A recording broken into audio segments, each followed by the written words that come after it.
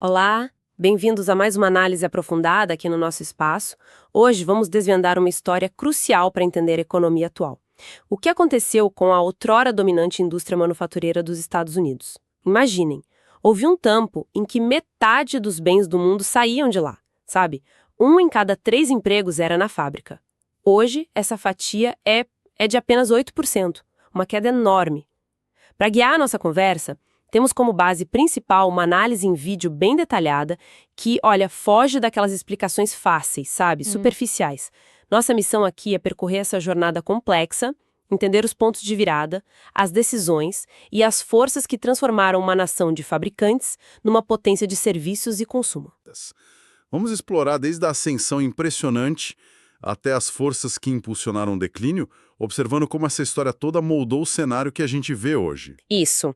E tudo começa para valer lá por 1880, mais ou menos, quando os EUA assumem a liderança global, superando a Grã-Bretanha.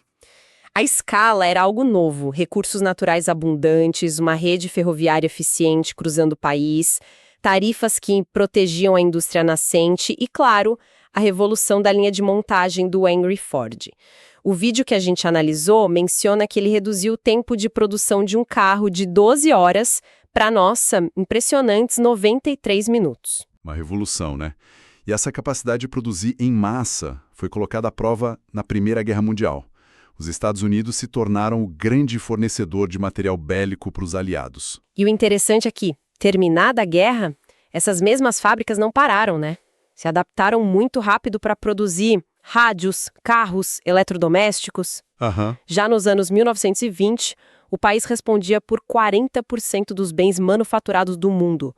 Uma força, assim, colossal. E mesmo a Grande Depressão, que foi um golpe duríssimo, não destruiu essa infraestrutura industrial. Ela ficou ali, sabe?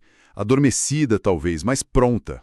E isso se mostrou absolutamente crucial para o que viria a seguir. A Segunda Guerra Mundial. Ah, sim. Foi quando Roosevelt fez aquela famosa declaração, que a América seria o arsenal da democracia, suprindo os aliados na luta contra o eixo. A mobilização foi algo de cinema.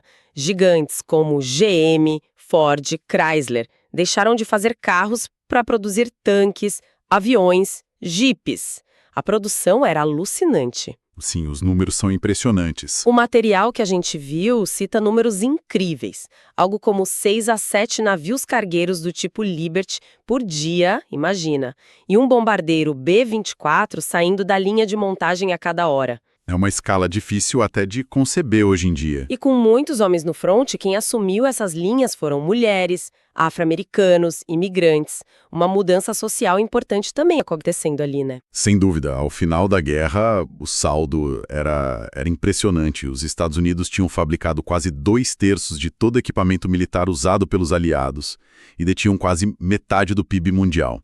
A manufatura estava no seu ápice absoluto, respondendo por 50% da produção global. Era um domínio, assim, incontestável. E esse período logo após a guerra, até o início dos anos 50, é a tal era de ouro que ficou no imaginário popular, né? A Golden Age. Exato.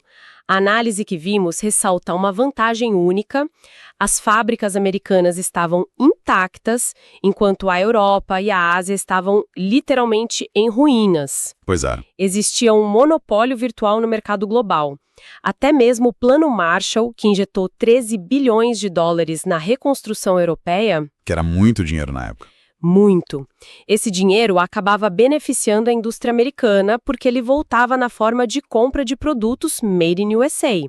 Era um ciclo. E, nesse contexto, 1 em cada 3 empregos nos Estados Unidos era na manufatura. Eram empregos que, naquela época, permitiam que um único salário sustentasse uma família inteira, sabe? Com casa própria, carro na garagem, férias anuais. Foi a consolidação de uma classe média forte, ampla. Mas, como a história sempre nos mostra, essa dominância quase absoluta não estava destinada a durar para sempre. Aliás, um ponto interessante levantado na análise é que essa ascensão meteórica não foi só mérito e trabalho duro. Teve um elemento de sorte, de circunstância. Sim, a geografia ajudou. Exato. A vasta quantidade de recursos naturais, a proteção geográfica oferecida pelos oceanos, o fato de o território continental não ter sido bombardeado nas grandes guerras. Sem uma concorrência global real, é mais fácil ser o número 1, né? Com certeza. E essa concorrência, inevitavelmente, começou a chegar. Já nos anos 60, países como Alemanha e Japão, que tinham sido devastados pela guerra, estavam com suas indústrias reconstruídas, modernizadas. Sim. O Fusca alemão, por exemplo, se tornou o carro importado mais popular nos Estados Unidos em 1960. Era acessível, econômico em termos de combustível e tinha um design diferente, que acabou agradando. Pegou um nicho, né? Aí veio um choque externo que mudou tudo. A crise do petróleo de 1973. O embargo da OPEP. Isso. Quadruplicou o preço da gasolina quase da noite para o dia. De repente, aqueles carros americanos grandes, beberrões, como o Ford LTD de 73, citado no vídeo, que fazia tipo 5,5 km por litro, mais ou menos, Nossa, muito pouco. se tornaram um problema enorme no bolso. Em contraste, um Honda Civic japonês do mesmo ano fazia mais de 12,7 kml. A busca por eficiência virou prioridade total. E as tentativas americanas de competir nesse segmento de carros menores não foram muito felizes no início, né? O caso do Ford Pinto, Ah, o Pinto. que ficou tristemente famoso pelo risco de explodir em colisões traseiras, é um exemplo clássico disso. O resultado foi que, em 1980, os carros japoneses já tinham 18% do mercado automobilístico americano. Não era pouco. De jeito nenhum. E esse foco japonês em precisão, qualidade, eficiência também se refletiu em outros setores, como o de eletrônicos.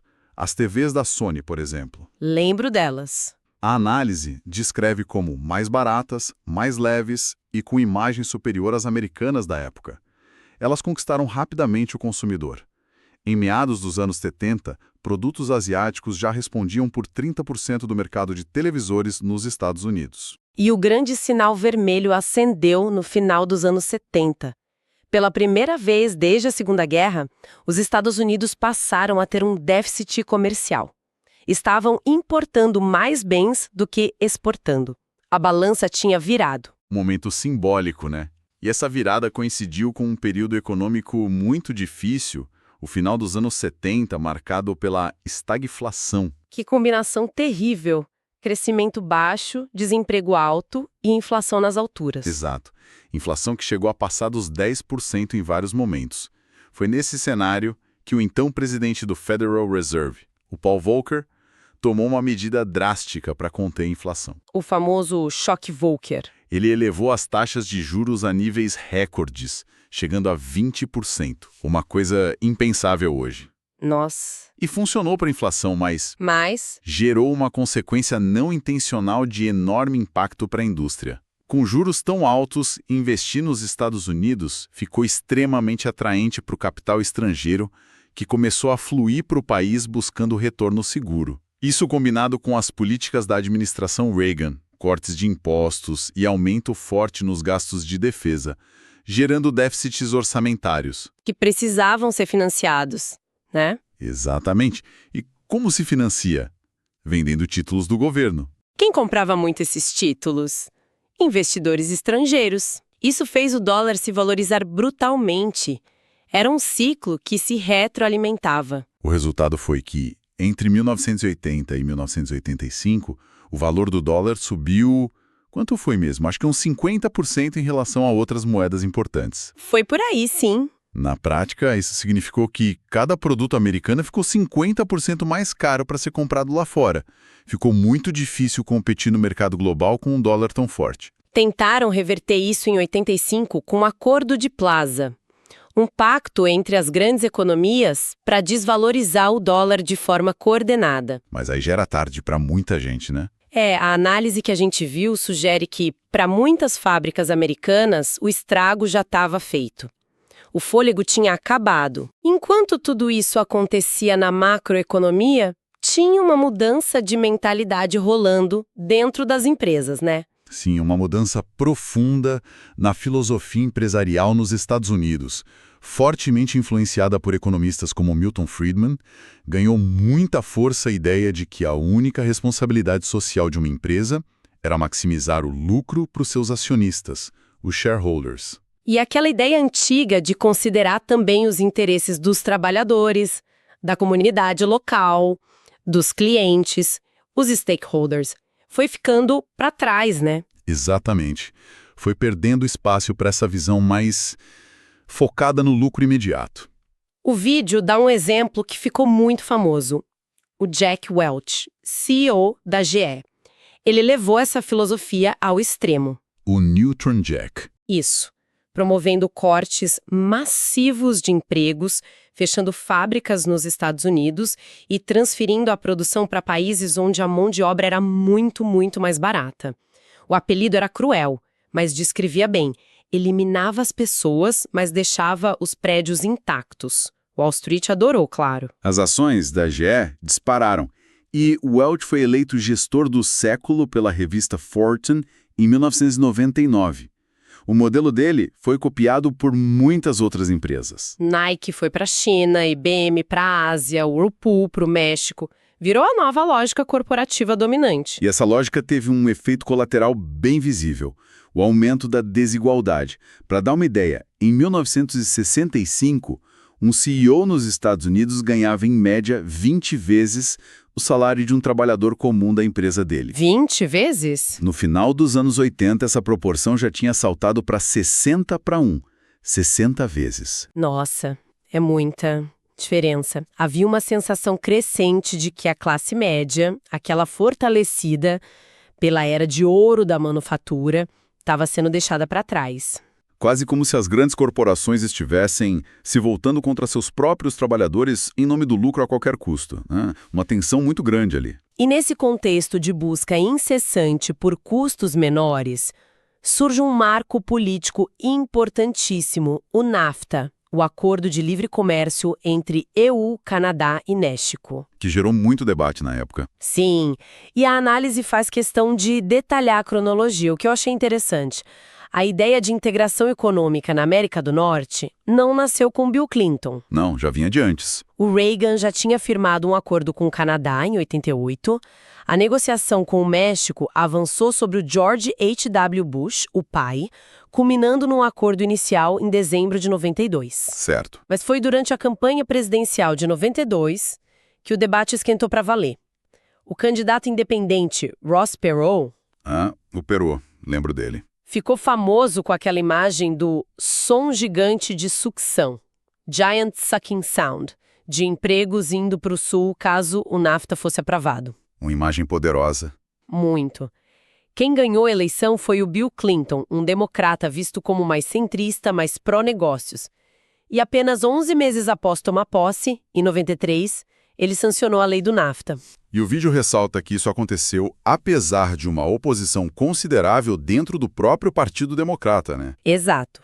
60% dos deputados e mais da metade dos senadores democratas votaram contra.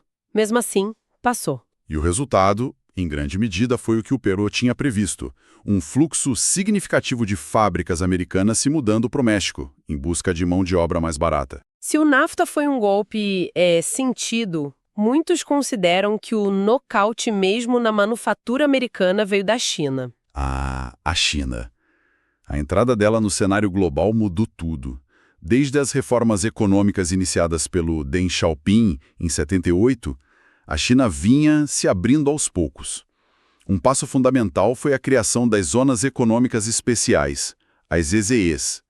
Cidades inteiras designadas para focar em tipos específicos de produção. Tipo Shenzhen para eletrônicos, Wenzhou para calçados e roupas, Foshan para móveis. Isso. Essas EZEs ofereceram condições, assim, irresistíveis para o investimento estrangeiro. Mão de obra abundante e extremamente barata e, bom, regulamentações ambientais e trabalhistas muito flexíveis, digamos. Bem flexíveis. E o passo seguinte foi trazer a China para o jogo do comércio global formalizado. No ano 2000, o presidente Bill Clinton fez uma campanha forte junto ao Congresso americano, Para aprovar o PNTR, né? Exato, a normalização permanente das relações comerciais com a China. A análise explica a lógica por trás disso. Acreditava-se que integrar a China às regras do comércio mundial traria mais estabilidade, incentivaria investimentos americanos lá. E, crucialmente, abriria caminho para a entrada do país na Organização Mundial do Comércio, a OMC, o órgão que define as regras do jogo. E o PNTR foi aprovado, de novo com uma divisão. Forte oposição democrata na Câmara, 65% contra, mas apoio bipartidário suficiente no Senado. Clinton sancionou a lei em outubro de 2000. E a China entrou na OMC logo depois, em dezembro de 2001. O impacto disso Foi avassalador para certas regiões e setores nos Estados Unidos, segundo os economistas citados na fonte. Estima-se que mais de 3 milhões de empregos americanos foram perdidos como resultado direto do aumento da concorrência chinesa. 3 milhões. A vasta maioria deles no setor manufatureiro. Esse período, o início dos anos 2000, é frequentemente visto como o ponto de inflexão final, sabe? O golpe que selou o declínio acentuado da indústria americana. E isso nos traz finalmente aos dias de hoje. Aquele número lá do começo, 33% de empregos na manufatura nos anos 50, Lembro. a projeção para 2025 é de apenas 8%. O que ocupou esse espaço todo? Predominantemente, empregos no setor de serviços. É pensar nos grandes varejistas, nas redes de fast food, nos motoristas de aplicativo, nos entregadores. A análise que a gente viu faz questão de frisar isso. Frequentemente, são empregos com salários mais baixos, sem os mesmos benefícios, tipo plano de saúde, aposentadoria, e com menor segurança ou estabilidade, né? É um quadro complexo, porque o Produto Interno Bruto, o PIB dos Estados Unidos, continuou crescendo nas últimas décadas. A economia como um todo se expandiu, Sim, os números gerais são positivos. mas para uma parcela significativa da população, a sensação é de estagnação. A produtividade aumentou, as empresas lucraram muito, mas os salários reais para muitos trabalhadores não acompanharam esse ritmo. Pois é. Aquela classe média robusta que tinha na manufatura a sua espinha dorsal, ela parece ter sido erodida nessa transição para uma economia dominantemente de serviços. O material que usamos como base para essa conversa termina com algumas reflexões do autor do vídeo, que eu acho que valem muito a pena compartilhar aqui. Fecham bem o raciocínio. Vamos lá. A primeira delas é um chamado à responsabilidade interna. Ele argumenta que culpar só a China ou só o México pelo declínio é simplista demais. Aham. Diz que foi, em grande medida, um trabalho interno, um inside job, resultado de decisões políticas e econômicas tomadas dentro dos Estados Unidos, impulsionadas por uma lógica corporativa focada no curto prazo e talvez por um certo egoísmo. Uma autocrítica, então. Sim, a frase dele é forte. Nós fizemos isso a nós mesmos. Interessante. A segunda reflexão toca num ponto mais cultural. A ideia de unidade versus divisão. O autor observa que o auge da manufatura americana coincidiu com períodos de grande unidade nacional, como durante as guerras mundiais, onde havia um senso de propósito comum. Certo. Já o declínio parece ter acompanhado um aumento da divisão interna, exemplificada pela tensão crescente entre o capital, as empresas buscando lucro, e o trabalho, os trabalhadores buscando segurança e bons salários. Faz sentido. Sugere que a força econômica também depende de um certo tecido social coeso, de uma união. E, por fim, ele traz uma nota de perspectiva, baseada na experiência pessoal dele como voluntário do Corpo da Paz no Equador. Ah, que interessante. Ele conclui que, apesar de todos os desafios e problemas econômicos e sociais que os Estados Unidos enfrentam hoje, viver no país ainda oferece um nível de segurança, estabilidade e oportunidade que são um privilégio imenso quando comparado à realidade de muitas outras partes do mundo. Um lembrete importante, né? Sim. Mesmo com o declínio industrial e suas consequências, ele argumenta que ser americano ainda carrega consigo certas vantagens importantes. Coloca as coisas em perspectiva. Então, resumindo nossa exploração de hoje, a história do declínio da manufatura americana não é mesmo um conto simples, né? Definitivamente não. É uma trama complexa, onde se entrelaçam a chegada da competição global, que expôs fragilidades antes não tão aparentes. Choques econômicos externos, como o do petróleo e o do dólar forte. Decisões políticas internas que conscientemente facilitaram a globalização, a terceirização. E uma mudança cultural profunda na própria ética empresarial, como a gente viu com o foco no shareholder. Fica muito evidente que buscar um único vilão, seja um país estrangeiro, um acordo comercial específico ou um partido político, não faz justiça à complexidade do processo todo. Exato. Para entender realmente o que aconteceu, a gente precisa olhar para a interação dinâmica entre todos esses fatores ao longo de décadas, reconhecendo tanto as intenções por trás das ações, quanto as consequências, muitas vezes inesperadas, e as grandes forças econômicas e culturais que estavam em jogo ali. E isso nos deixa com uma pergunta para refletir, né? Como esse entendimento mais profundo, mais cheio de nuances da história, pode informar os debates que a gente tem hoje sobre reindustrialização? Sobre essa ideia de trazer os empregos de volta. Exato. O que seria realisticamente necessário para reconstruir uma base industrial forte nos dias atuais, levando em conta toda essa bagagem histórica, econômica e cultural que a gente discutiu aqui? É uma pergunta complexa, sem resposta fácil. Com certeza. Fica aí para a gente continuar pensando.